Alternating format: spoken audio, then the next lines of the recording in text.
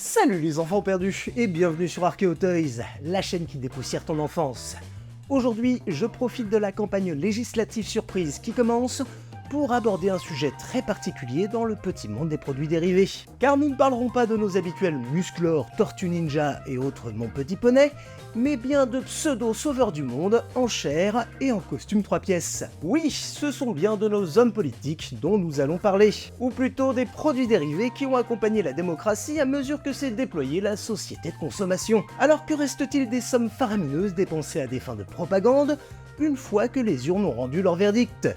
Oubliés aussi vite qu'ils étaient apparus, les objets qui nous intéressent aujourd'hui ont fait le bonheur des militants et des amateurs d'attrape-poussière. Ils dressent surtout un drôle de portrait de notre démocratie fait de slogans chinois et de gadgets révolutionnaires, à moins que ce soit l'inverse. La pipolisation de nos élites n'a pas attendu l'avènement de la 5ème République. C'est d'ailleurs sur la personnification du pouvoir que se sont basées les monarchies puis les empires. De Louis XIII à Napoléon III, en passant par Bonaparte, le souverain est une figure que chaque petit sujet se doit de connaître. Et cela passe par le jouet. Bon, il s'agit au départ de jouets dédiés aux puissants, afin de préparer la noblesse à la vie à la cour du roi. Louis XVI et Marie-Antoinette auront le droit à un paquet de poupées de leur vivant. Et la Révolution apportera elle aussi son lot de surprises, plus ou moins sanglantes.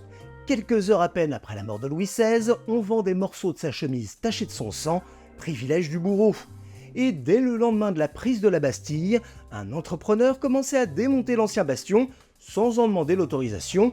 Les chaînes du pont-levis seront fondues pour devenir des clés de la liberté et des médailles, et les pierres de la muraille seront sculptées en forme de Bastille, puis offertes aux grandes villes du pays. Mais sautons maintenant quelques siècles et revenons à une époque un peu plus contemporaine.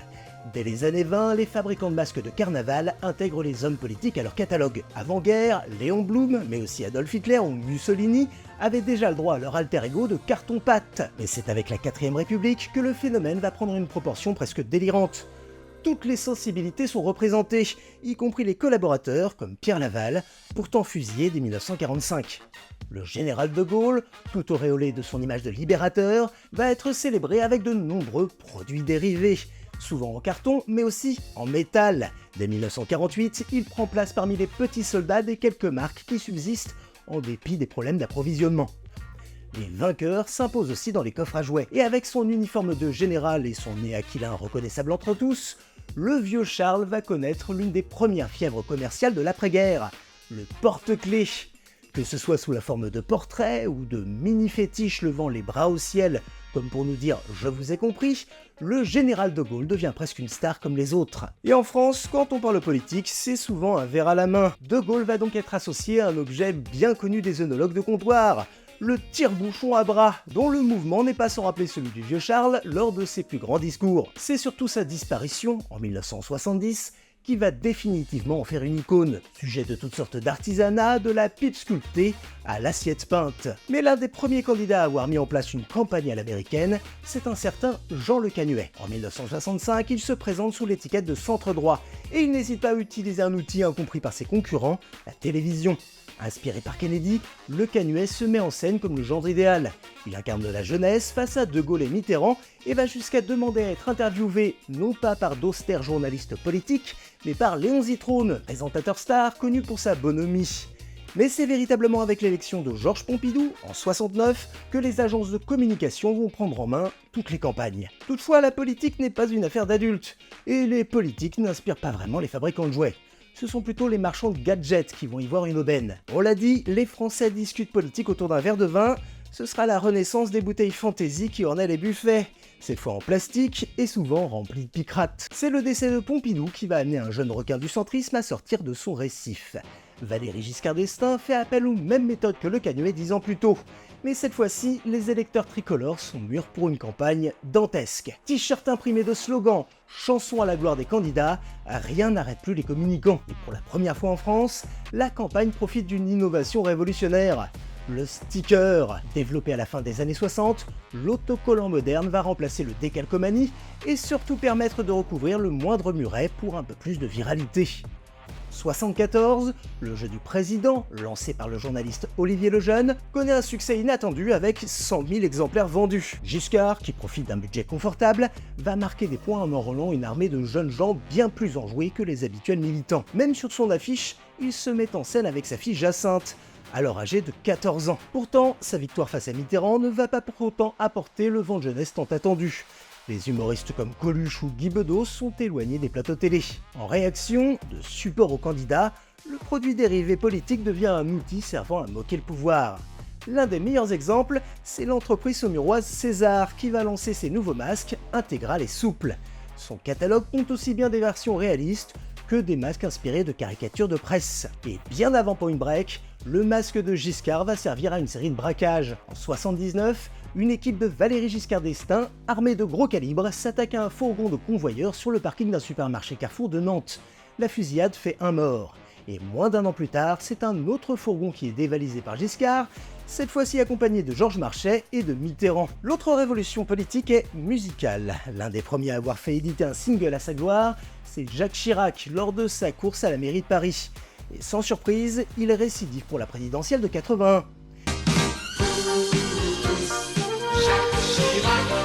Même si cela peut paraître très kitsch, il est loin d'être le seul. Dès 1977, François Mitterrand avait passé commande pour un nouvel hymne du Parti Socialiste, ce sera « Changer la vie ».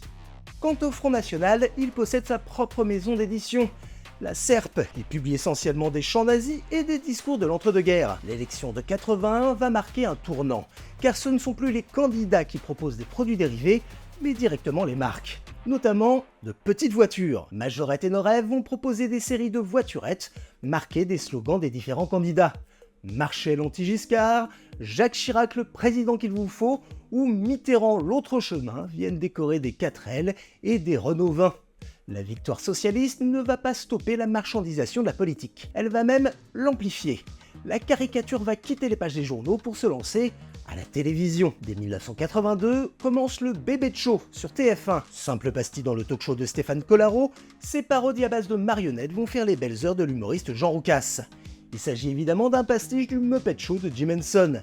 Les principaux hommes politiques de l'époque sont transformés en animaux. Le ton est gentillet, mais les premiers temps sont difficiles. Les politiques acceptent mal de se voir caricaturés de la sorte. Giscard refuse d'être traité de marabout. Quant à Jean-Marie Le Pen, il n'hésitera pas à porter plainte pour obtenir la censure de sa marionnette. Son casque à pointe lui donnera raison. Il sera affublé d'un costume de bécassine et gardera des crocs acérés. Mais après l'échec de son passage sur la 5, Collaro tente un retour sur TF1 en proposant de faire du Bébé Show une émission à part entière. Car Mitterrand et les autres reviennent à l'antenne pour la campagne présidentielle de 88. Les audiences atteignent presque les 30%. La société Idéal France publiera un jeu de société. Mais c'est surtout dans les boulangeries que le Bébé Show envahira les étals sous la forme de petites peluches à pince ou de bonbons gélifiés. L'aigle Black Jacques Chirac ou Marchie la cochonne pousseront la chansonnette sur plusieurs singles au goût douteux. Certains fabricants n'hésiteront pas à surfer sur cette mode de la marionnette pour proposer des mini-boxeurs de Jacques Chirac à opposer avec François Mitterrand ou Jean-Marie Le Pen. Pourtant, entre-temps, la concurrence a mis à l'antenne un concept relativement proche. Les arènes de l'info, rapidement renommées les guignols de l'info. Loin de l'ambiance PMU de campagne du Bébé Show, PPDA reprend les codes du journal télévisé moderne, avec ses duplex, ses invités et ses interviews. Les marionnettes sont plutôt réussies, elles sortent du même atelier que celles du Bébé Show, celui d'Alain Duverne. Et pour donner de la voix à Johnny, Sylvester Stallone ou Jacques Chirac, la production va faire appel à une brochette d'imitateurs. Il y a entre autres Yves Lecoq, Sandrine Alexis, Nicolas Canteloup, Julie Bataille ou Thierry Garcia. Et les guignols ne vont pas mettre longtemps à rivaliser avec le Bébé Show, dont l'humour à base de jeux de mots semble de plus en plus le réchauffer. C'est que leurs collègues de Canal+ ne s'arrêtent pas au procès et aux polémiques. Après la diffusion d'une séquence où Raymond Barre apparaît nu, Alain de Greff, le directeur des programmes, va devoir longuement expliquer auprès du CSA le caractère humoristique de sa chaîne. Évidemment, un tel succès ne pouvait qu'engendrer des produits dérivés. Un jeu de société sort en 94, avec des pions figurant Antoine Decaune et Philippe Gildas, les présentateurs de Nulle part ailleurs, mais aussi Chirac et Balladur. Mais ce sont surtout les deux jeux PC qui vont marquer le grand public. Dans Les Guignols de l'info, le jeu, édité en 95, vous incarnerez un jeune journaliste de la World Company aux prises avec 4 autres animateurs, dont Michel Drucker, Christine Bravo, Christophe de Chavannes et Michel Denisot. L'année suivante sort Les Guignols de l'info, le cauchemar de PPD, où vous devrez monter votre propre grille des programmes. Le joueur visite différents lieux allant de la cellule de Bernard Tapie au stade de foot. L'élection présidentielle de 95 est l'occasion de voir l'étendue de la puissance des marionnettes. Dépendamment un loser abandonné par ses proches, Jacques Chirac finit par devenir un héros à part entière. endossant des costumes de cinéma ou de super-héros. On notera l'existence d'un agenda factice de Jacques Chirac, rempli de blagues en lien avec la campagne électorale, qui se retrouvera en tête des ventes. À ce moment-là, les marionnettes de personnalité ont déjà franchi la barrière du monde des enfants. Depuis 1993, France 3 diffuse les Minicums. Et encore une fois, c'est l'atelier d'Alain Duverne qui est derrière la création des personnages. Le créateur du concept, Arnold Boiseau, est un ancien des nuls et il a participé aux premières années des Guignols. Même si le caractère politique est grandement expurgé dans cette version enfantine, on retrouvera tout de même de gros clins d'œil, comme le personnage de Josie, dont les nombreux combats progressistes peuvent surprendre encore aujourd'hui. L'objet politique reviendra en force pour la présidentielle de 2007. Le duel entre Nicolas Sarkozy et Ségolène Royal offre tout un tas de gadgets en tout genre. Les musclés en profiteront pour sortir de leur retraite et proposer un nouveau single. Mais c'est une poupée qui va faire parler d'elle. Une poupée du genre vaudou. Vendue en 2 versions, elle est livrée avec des épingles et un petit manuel d'utilisation. Mais ce ne sera pas du goût de Sarkozy, qui demandera leur retrait avant de perdre en justice. Candidat à la présidentielle n'est plus un citoyen lambda, il s'expose à la caricature. Même si elle peut piquer. En 2012, Sarko aura le droit au costume de Tony Montana, alors que François Hollande devra se contenter d'un Superman bedonnant lancé par un jeune Lillois. 5 ans plus tard, à l'heure de la fast life, la moindre idée farfelue du fond de panier prend vie avec une rapidité déconcertante.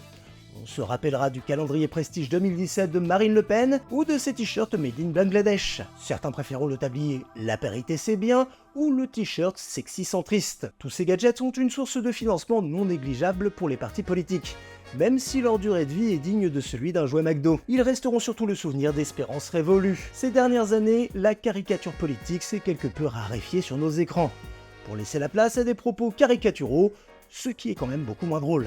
La disparition des Guignols en 2015, les attaques terroristes contre la rédaction de Charlie Hebdo et la radicalisation des discours sur les chaînes d'information continue ont peu à peu étouffé ces moments de respiration démocratique. On ne rit plus. L'élection qui nous attend les 30 juin et 7 juillet prochains sera peut-être l'occasion d'une prise de conscience. À l'heure où l'extrême droite est à nos portes, et avec elle la fin des valeurs de liberté, d'égalité et de fraternité qui l'accompagnent, il m'apparaît obligatoire de ne plus garder le silence, tout en respectant toutes les paroles démocrates et républicaines. Pour ma part, j'ai fait le choix de me joindre à l'appel du stream populaire, qui regroupe plus de 200 créateurs du web, afin de mobiliser autour du programme proposé par le nouveau Front Populaire. Vous trouverez dans la description des liens qui vous permettront de suivre et de soutenir ce grand mouvement en passe d'améliorer nos vies.